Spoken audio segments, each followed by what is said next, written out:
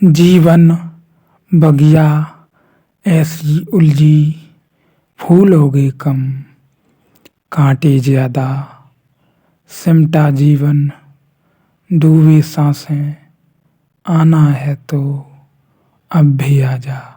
यदि आपने अभी तक अंतिम अध्याय न देखा हो तो अंतिम अध्याय देखें, और यदि आप समझ सकें तो इस अध्याय को जरूर देखें, क्योंकि यह अध्याय भी उन्हीं प्रश्नों से भरा हुआ अध्याय है। पिछले अध्याय की तरह ओशो जब अष्टावक्र गीता पर प्रवचन कर रहे थे, उस समय के दौरान लोगों ने प्रश्न पूछे, उनके उत्तर उन्होंने अपने ढंग के अनुसार दिए।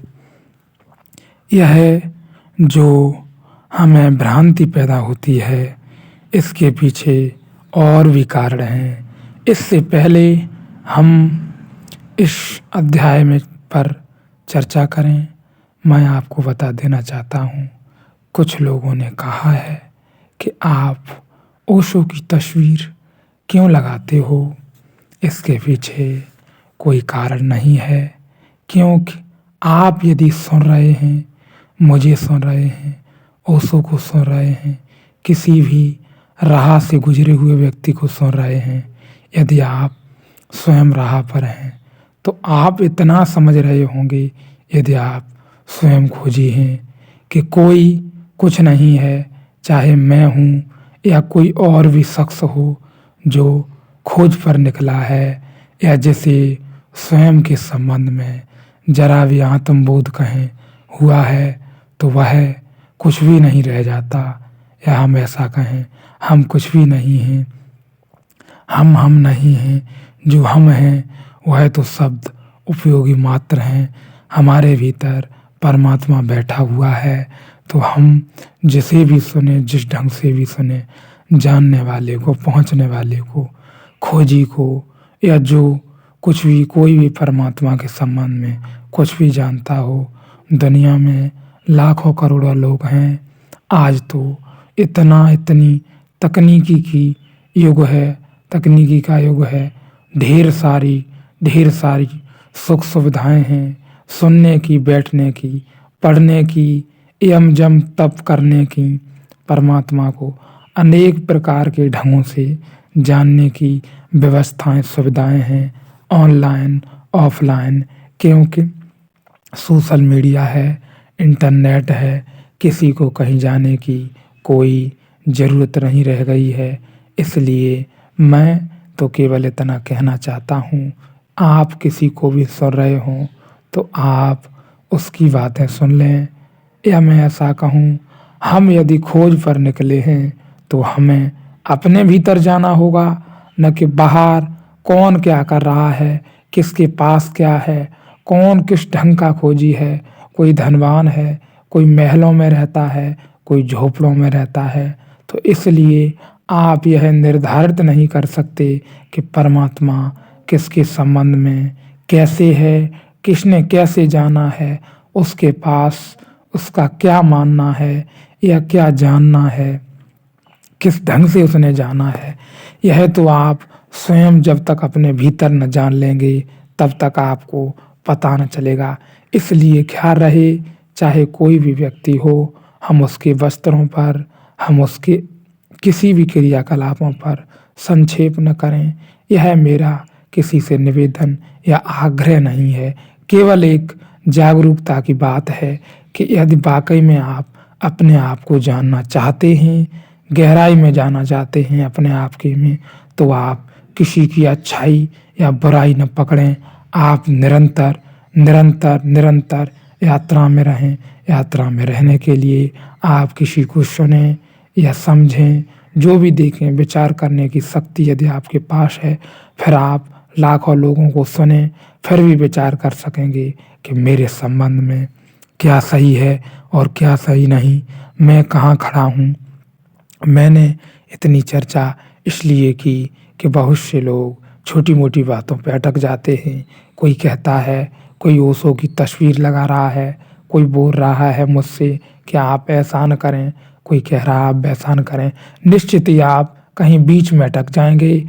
आप उस पार या हम ऐसा कहें परम सत्य परमात्मा की ओर अग्रसर न हो सकेंगे, उलझ जाएंगे। हम उस कहें ऐसा कि उसी वर्तुल में फंस कर रह जाएंगे।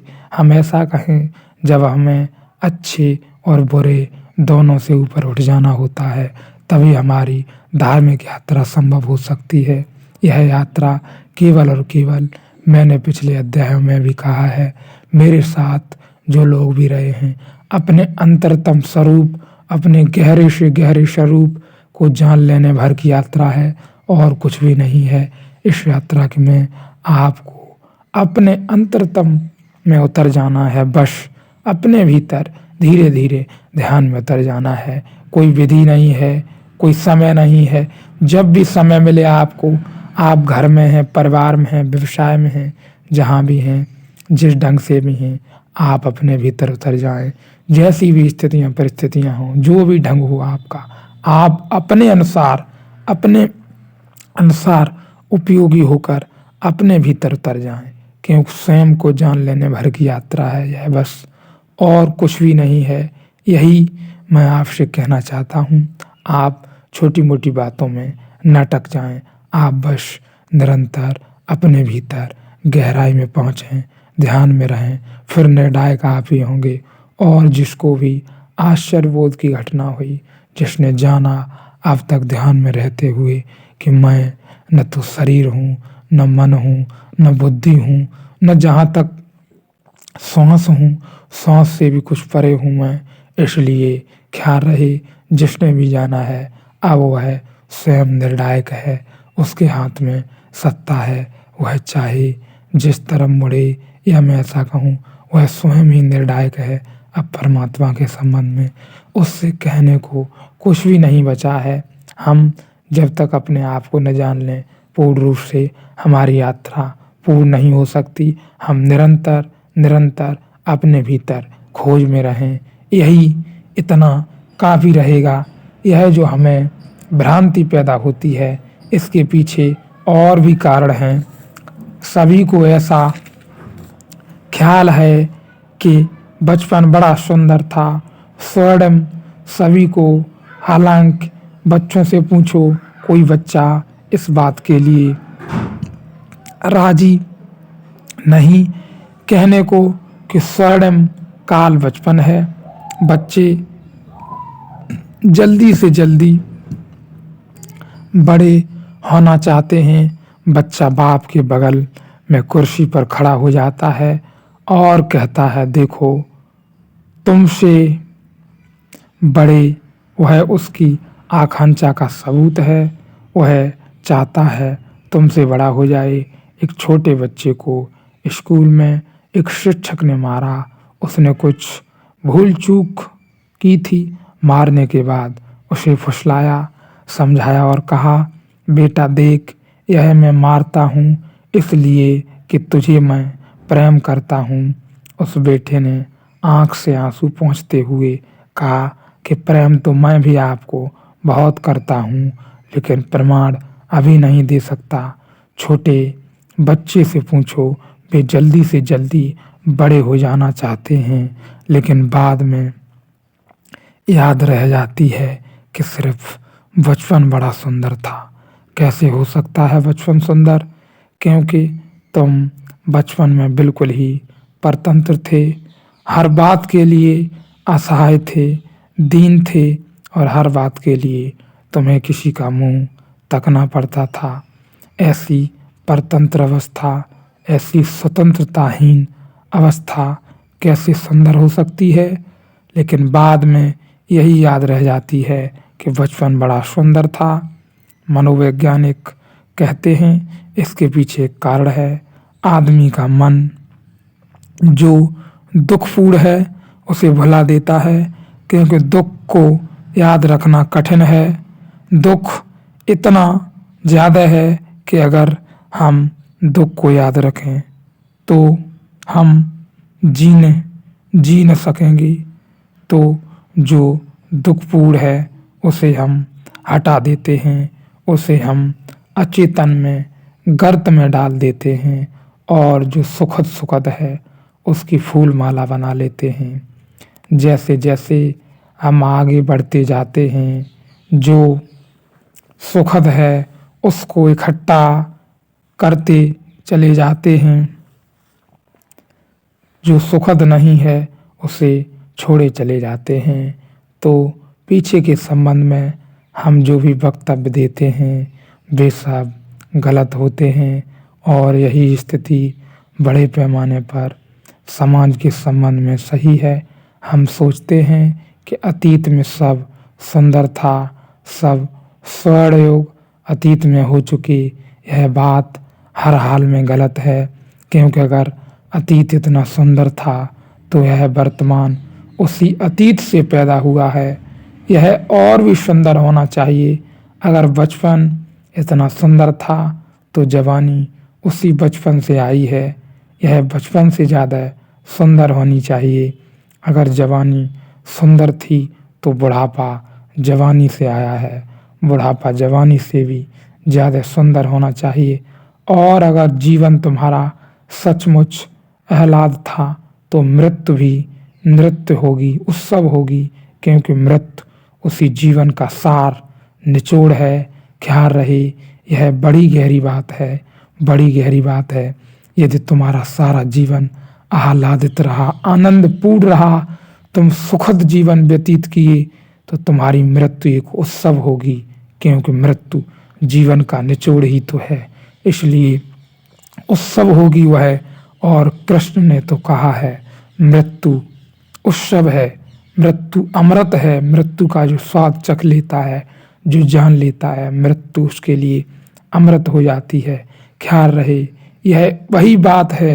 यदि आपने जीवन अपने ढंग से, प्रेमपूर्ण ढंग से खूब अपने भीतर झांक कर जागरूक होकर जिया, यदि आप जागे अपने जीवन में और जागते जागते यदि आपने जीवन जिया, तो आप निश्चित ही मृत्यु को अमृत की भांति देख लेंगे और उत्सव की भांति उसका उपयोग करेंगे, उसे उत्सव की भांति आता हुआ देखेंगे।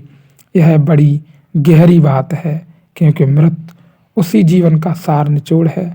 लेकिन तुम तो देखते हो कि बचपन सुंदर था, जवानी सुंदर, बुढ़ापे से जीवन सुंदर, मृत्यु सुंदर कभी नहीं।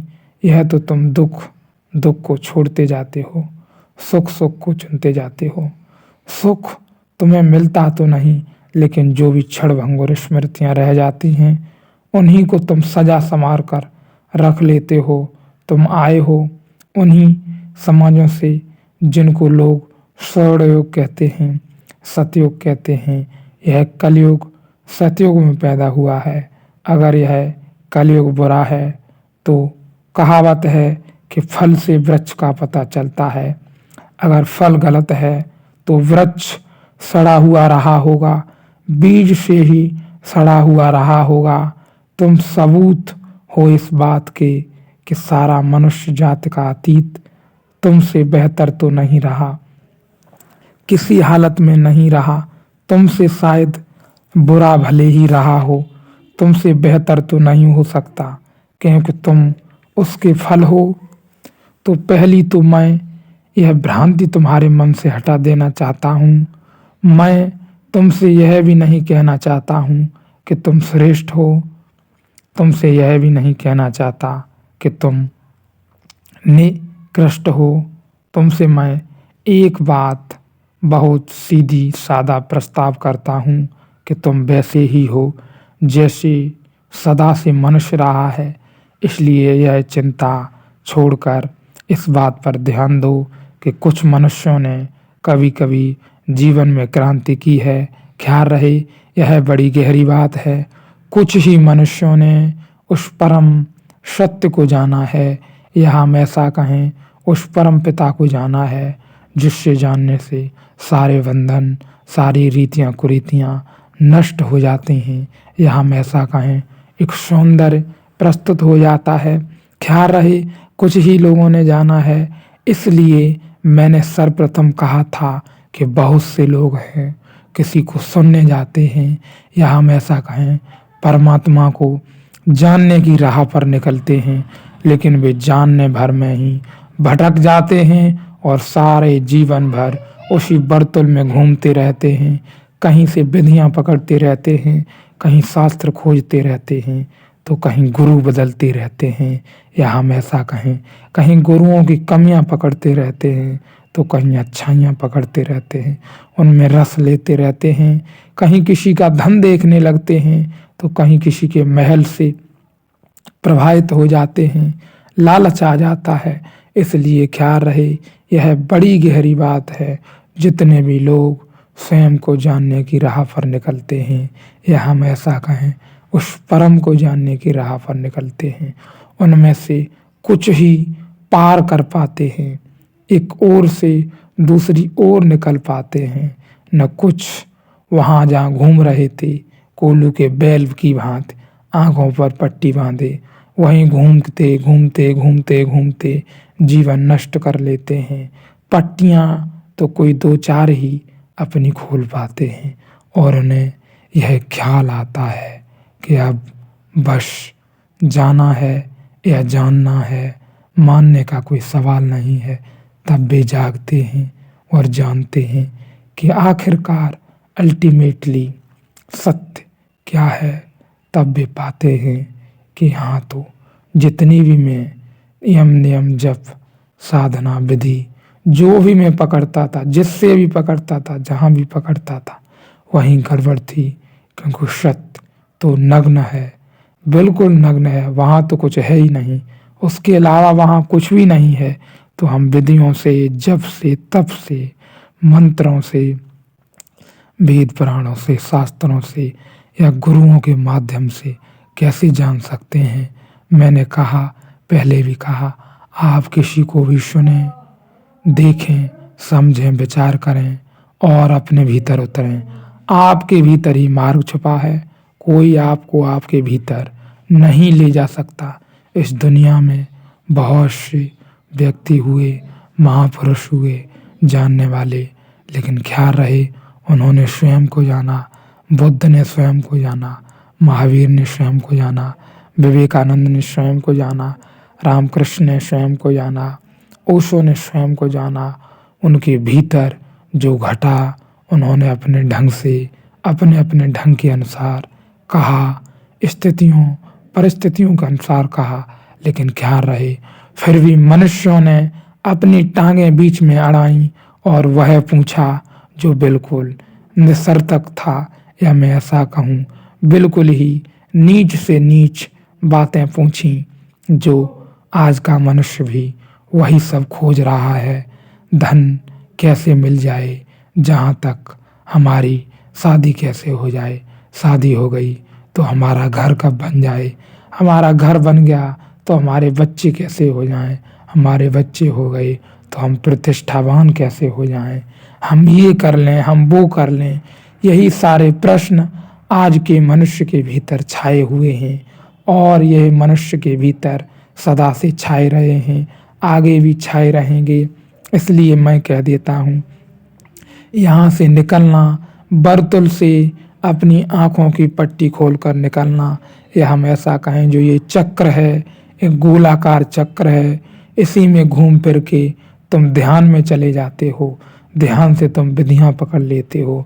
विधियों यदि तुमसे कोई कहने को छोड़ दे तो तुम छोड़ देते हो, तुम किसी गुरु के पैर पकड़ लेते हो, किसी साधु संत के पास चले जाते हो।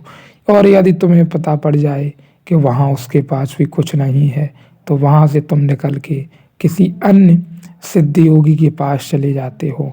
और यदि पता पड़ जाए तुम्हें वहाँ कुछ नहीं, तुम जंगलों की ओर निकल जाते हो, जंगलों से तुम पहाड़ों पर निकल जाते हो, पहाड़ों से फिर तुम उसी घरों की ओर वापस चले आते हो और कहते हो सत्य कहीं दिखाई नहीं देता, सत्य कहीं नहीं है। तुमने स्वयं से नहीं खोजा, इसलिए तुम्हें शायद ख्याल रहे दिखाई नहीं दे रहा है। लेकिन जिस दिन आपने स्वयं में खोजा और पाया कि स्वयं से ही शुरुआत करनी थी, थोड़ी भूल हो गई, उस दिन आप जगत में रत्ती भर जगह भी न पाएंगे जहां आप न पाएं कि परमात्मा नहीं है। सारी कलाएं, सारी कृतियां उसी की हैं, सारी छवियां, सारे ढंग उसी के हैं। इसलिए ख्याल रहे, यदि आपको पार की यात्रा करनी हो, यदि आपको ऊपर उठना हो, जीवन में कुछ धन्यता चाहिए, तो आप सीधे सीधे तौर पर अपने भीतर उतरें, अपने आप से शुरुआत करें।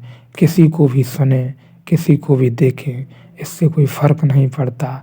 जब तक आप अपने भीतर नहीं उतर जाते, तब तक आप कैसे किसी के शब्दों का तोड़ निकाल सकेंगे।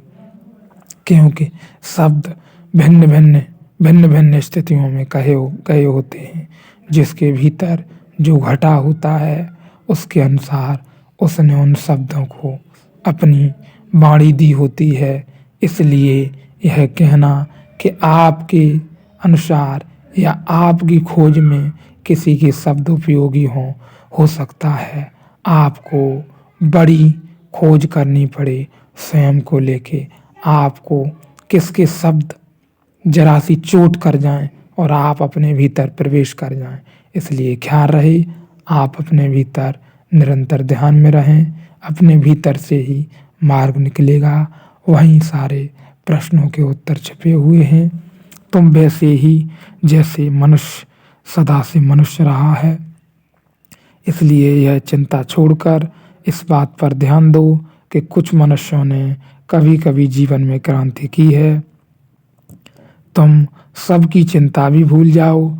तुम तो इतनी ही फिक्र कर लो कि तुम्हारे जीवन में प्रकाश उतर जाए, तुम्हारा दिया जल जाए, तो बस काफ़ी है। आप मौजूद हैं तो भी मनुष्य नीचे की ओर आ रहा है। मैं किसी को नीचे की ओर जाते नहीं देखता और न किसी को ऊंचे जाते देखता। लोग कोल्हू के बैल की तरह घूम रहे हैं, वहीं के वहीं घूम रहे हैं। यह बात भी बड़ी गहरी है। आज भी लोग वहीं घूम रहे हैं। हाँ, यह है, आज लोगों ने अपने मकानों को अच्छा सजा संवार के बना लिया है। आज लोगों ने और अच्छी अपनी कारें विकसित कर ली हैं और नए नए ढंग खोज लिए हैं, नया नया रूप ले लिया है। लेकिन आदमी बिल्कुल नहीं बदला है। क्योंकि ख्याल रहे, आदमी का जीवन शुरू होते ही वहीं से जीवन, वही नाटकीय ढंग, वही स्कूल कॉलेज, वहीं से होके घूम फिर के वही शादी विवाह, वही बच्चे पैदा करके और जीवन में उनके ऊपर जोर डालना और उनसे आशाएं आकांक्षाएं निर्मित करके बैठ जाना और उनके संबंध में फिर वही वर्तुल जो स्वयं के साथ हुआ है उन्हीं बच्चों पर लाद देना और अपना जीवन समाप्त हो जाना। वही वर्तुल है, वही प्रश्न है, वही जीने के ढंग हैं। ढंग जरा भी नहीं बदले हैं, बस हमने बाहरी सुख सुविधाओं को सजा लिया है। आज हम अपने मकान अच्छे बनाने लगे हैं और ढंग के बनाने लगे हैं। छत हमने पक्की कर ली है। पहले हमारी छतें शायद कच्ची होती थीं और भी हमने नए ढंग निर्मित कर लिए हैं। हमने बेहद तकनीकी खोज ली है। हम तकनीकी में बड़ा आगे हो गए हैं, बहुत आगे हो गए हैं। लेकिन हम भीतर वहीं के वहीं टिके हैं। अधिक से अधिक यदि हम पहुंच गए हैं तो हमने बहुत सारा खोपड़ी विकसित हो गई, किसी की सोचने विचारने का ढंग आ गया, या ऐसा कहें किसी को विचारने की गहराई में जीना आ गया, तो उसने ढेर सारा धन इकट्ठा कर लिया है। और फिर भी वह धन की फिराक में है कि और धन आ जाए और पद प्रतिष्ठा आ जाए और नाम हो जाए। और उनके प्रश्न भी वही हैं कि हमारा व्यवसाय कैसे हो जाए, हमारा नाम कैसे हो जाए। लेकिन मैं आपको ख्याल दे देना चाहता हूँ कि इनसे आपके भीतर कोई क्रांति नहीं हो सकती। आप खुद ही अपने भीतर उतरें और जानें, देखें कि मेरे पास 100 रुपए थे, तब मैं सोचता था कि मेरे पास 1000, कोई 10,000 रुपए हो जाएं तो मेरा काम चल जाए। लेकिन 1000 10,000 हो गए। उस दिन और चिंता खड़ी हो गई कि इतने से अब काम न चलेगा, अब लाख हो जाएं। जब लाख हो गए फिर भी और बड़ी चिंता खड़ी हो गई कि अब करोड़ हो जाएं, तो भी चिंता खत्म नहीं हुई। यह आकांक्षा बढ़ती ही चली गई, बढ़ती ही चली गई, और प्रत्येक मनुष्य इसको करने में बड़ा माहिर है। या मैं ऐसा कहूँ, उसी वर्तुल में है जो वर्तुल कभी खत्म नहीं हो सकता। या हम ऐसा कहें, वह तो चलता ही चला जाता है, जगत बढ़ता ही चला जाता है। यह उसी का परिणाम है, या हम ऐसा कहें परमात्मा की माया है। माया शब्द उपयोगी है, आप उपयोग कर सकते हैं। इसलिए यह माया है कि हमने बड़ी बाहर की दुनिया में हम अपने आप से बड़े दूर हो गए हैं, और हमने चीज़ों से अपने आप को इस भांति जोड़ लिया है। हमने नए नए व्यवसाय खड़े कर लिए हैं, हम डॉक्टर हो गए हैं, हम इंजीनियर हो गए हैं, तो हम इस भांति उनसे लगाव हो गया है कि हम तो हैं ही नहीं, हम में हमारे जैसा कुछ नहीं रहा, हमें परमात्मा की कोई खबर नहीं है। लेकिन हम इंजीनियर इस भांति के हैं कि हम अकड़ के कह सकते हैं कि हम बड़े अच्छे इंजीनियर हैं। हम डॉक्टर इस भांति के हैं कि हम कह सकते हैं हमने हजारों लाखों लोगों का इलाज किया है, हमारे बड़े अस्पताल हैं, हम बड़ी अच्छी दवाइयाँ देते हैं, हमारा देश विदेशों में नाम है, हम इसमें माहिर हो गए हैं। लेकिन मैं कहूँ आपसे, यह हमारी असली पहचान नहीं है, इससे हमारा कुछ लेना देना नहीं है। यह हमने बाहरी तरक्की कर ली है, हम स्वयं से बड़ा दूर चले गए हैं, हम सोए हैं, हमें जागना होगा। मैं यह नहीं कहता कि आपने हॉस्पिटल खोल लिया है, अस्पताल खोल लिया है, आप डॉक्टर हैं, आप मरीजों का इलाज करते हैं, अच्छी बात है। लेकिन आप जागें, वह आपकी सेवा है, आप लोगों को देते हैं, इससे मुझे कोई लेना देना नहीं है। आप जो भी करते हों, डॉक्टर हों, आप जो भी हों, जिस ढंग से भी जो भी काम कर रहे हों, इससे परमात्मा का कोई लेना देना नहीं है। या हम ऐसा कहें, वो विस्तार है जगत का, वो तो होगा, वह प्रकृति का नियम है। कभी बारिश है, कभी धूप है, कभी कुछ और है, कभी कुछ और है, वो तो चलता ही रहेगा। तुम नाहक उसमें परेशान क्यों हो रहे हो? इसलिए यदि जागने की राह पर निकलो तो भटक मत जाना। भटकने से मेरा यही कहना है कि आप किसी को पकड़ लो, फिर किसी को पकड़ लो, फिर किसी को पकड़ लो। इससे मेरा कहना यही है कि मंत्रों से उठो तो पूजा को पकड़ लो, पूजा करने लगो, जाके मंदिर में घंटी बजाने लगो। घंटी बजाने से यदि कोई कह दे कि घंटी बजाना ठीक नहीं है, तो जाके कोई किताब पढ़ने लगो। और यदि कोई यह भी कह दे कि भी अच्छा नहीं है, तो कुछ और पकड़ लो। क्या रहे, मैं आपको यहाँ यह कह रहा हूँ कि आपको इन सब से ऊपर उठ जाना है, तभी आप परम सत्य को जान सकते हैं। मैं किसी को नीचे की ओर जाते नहीं देखता, और न किसी को ऊंचे जाते देखता हूँ। लोग कोल्हू के बैल की तरह वहीं घूम रहे हैं, आंखों पर पट्टी बांधे हुए, आंख की पट्टियाँ बंधी हैं, सोचते हैं कि कहीं जा रहे हैं, कोई कहीं नहीं जा रहा है। कभी कोई एक आध व्यक्ति आंख से पट्टियाँ हटा देता है, धारणाओं की, सिद्धांतों की, धर्मों की, राजनीतिज्ञों की खोलकर देखता है। अरे, मैं एक वर्तुल में घूम रहा हूँ, कोल्हू का बैल वह निकल पड़ता है वर्तुल के बाहर, उस वर्तुल के बाहर छलांग लगा लेना ही संन्यास है। ख्याल रहे, बड़ी गहरी बात है। हम कितना भी कहते रहें, हम लोगों से कहें हम वस्त्र ओढ़ लें, ऐसे बहुत से लोग हैं, भगवा वस्त्र ओढ़ लें, ले लें कमंडल, चलने लगे रास्ते पर। हम मंदिरों में रहें, मस्जिद में रहें, या हम घर में रहें, परिवार में रहें, लेकिन हम सन्यासी किस भांति हो सकेंगे जब तक हम अपने प्रति ईमानदार नहीं होंगे, जब तक हम अपनी सत्यता की खोज में हम यह नहीं जान लेते कि हम कहाँ पर खड़े हैं, हमने क्या जाना, हम किस ढंग से जीवन को जी रहे हैं, या हम क्या हैं, हम कितने झूठ में हैं या कितने सत्य में हैं, तब तक हमारे सन्यास का आकलन नहीं किया जा सकता। या मैं ऐसा कहूँ, उसे ही तो हम सन्यासी कह सकते हैं जिसने जाना है, जिसने जान लिया है, या जो मार्ग पर है, जिसने मार्ग खोजा है, स्वयं के भीतर जो उतरा है, जिसने मार्ग खोजा है, भले ही उसने बाहर से राहें ली हों, राय ली हो, जाना हो, पूछा हो, खोजा हो, लेकिन जो अपने भीतर उतरा है, जिसने अपनी आंखों देखी, विचार से, अपने विवेक से खोजा है, उसे ही तो हम सन्यासी कहेंगे। जिसने जाना है ऐसे ही ओढ़ लिए वस्त्र, वह कोई सन्यास नहीं है। या हम ऐसा कहें, वह तो अपने आप को बचाए रखने का ढंग है। ख्याल रहे, जब तक आप नहीं जान लेते आप सन्यासी नहीं हो सकते हैं, लेकिन आपने जान लिया है तो आप निश्चित ही सन्यासी हैं। और कोई इसकी परिभाषा नहीं है। गहरी से गहरी जो बात है वह सन्यासी होने की नहीं, वह जानने की है। आप क्या हैं, आप जानने के किस ढंग में खड़े हुए हैं। आप निरंतर ध्यान में हैं, आप जान रहे हैं निरंतर। आपका सन्यास गहरा होता जा रहा है मेरे अनुसार। आप बढ़ते जा रहे हैं उसकी तरफ। आप से छूटता जा रहा है बंधन हर प्रकार का, प्रत्येक प्रकार का, वह चाहे कैसा भी हो।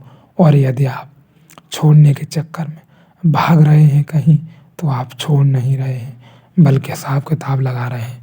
इसलिए मैंने आपसे कहा, कहीं जाने की, चलने फिरने की इतनी आवश्यकता नहीं है जितनी अपने भीतर उतर जाने की है। चाहे स्थितियाँ परिस्थितियाँ जैसी भी रहें, हम स्थितियों परिस्थितियों को दोष न दें। जैसी भी स्थितियाँ परिस्थितियाँ हों, आप उसी ढंग से, वहीं जहाँ आप हैं, आप जैसे भी ढंग में हैं, वहीं से आप बिल्कुल उपर्युक्त हैं स्वयं को जानने में और परमात्मा को जानने में। भला परमात्मा कहाँ नहीं है जो आप कहीं और जाके जान सकते हैं। इसका मतलब तो फिर यह होगा कि आप जिस घर से, जिस गांव गली शहर से आए हैं, वहाँ परमात्मा नहीं था क्या, और आप जहाँ जा रहे हैं वहाँ परमात्मा है। इसलिए ख्याल रहे, आप जहाँ भी हों, जिस ढंग में भी, जैसी स्थिति परिस्थिति में हो, वहीं से जागें, वहीं से अपने भीतर उतरें। हाँ, फिर यह निर्णय आपके हाथ में है। आप कहीं चले जाएं ध्यान के लिए, कहीं भी शांति स्थान पर, अकेले में, आप जहाँ भी जैसे भी जाना चाहें चले जाएं। इससे कोई प्रयोजन नहीं है, या मैं ऐसा कहूँ कोई गहरी बात नहीं है। बाहरी भौतिक स्थान है, आपके घर में, परिवार में, व्यवसाय में कहीं कोलाहल रहता है, तो आपको कहीं शांति स्थित जगह कहीं भी मिले, आप थोड़ी देर बैठें वहाँ। दिन में, रात में, जब भी समय मिले, आप अपने भीतर उतरें। बस इतनी यदि आप बात समझ गए तो आप बहुत कुछ समझ गए इसमें।